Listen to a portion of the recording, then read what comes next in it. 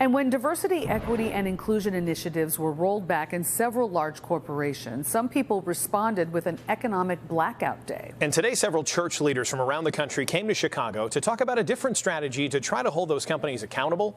NBC5's Christian Farr has more on that effort. We come in peace. We come to work together. Dr. Willie Wilson is on a mission to address issues with companies pulling away from diversity, equity, and inclusion initiatives. This morning, Dr. Wilson was joined by church leaders from around the country who are coming up with their own way to fight this rollback. We desire to sit and to collaborate and to talk with corporations and organizations that we may come to some conclusion on how we can work together. We have to do what we have to do to get the attention and to show our influence in the economy. Since President Trump canceled DEI initiatives at the federal level, economic blackouts have been taking place in response.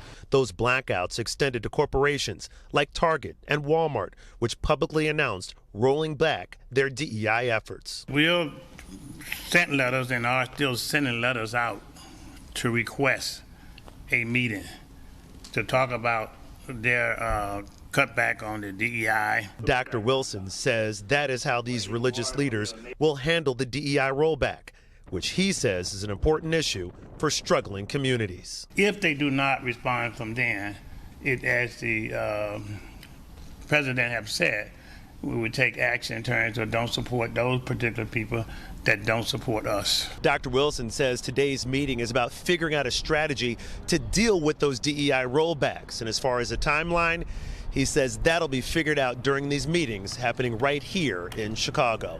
In Streeterville, Christian Farr, NBC5 News.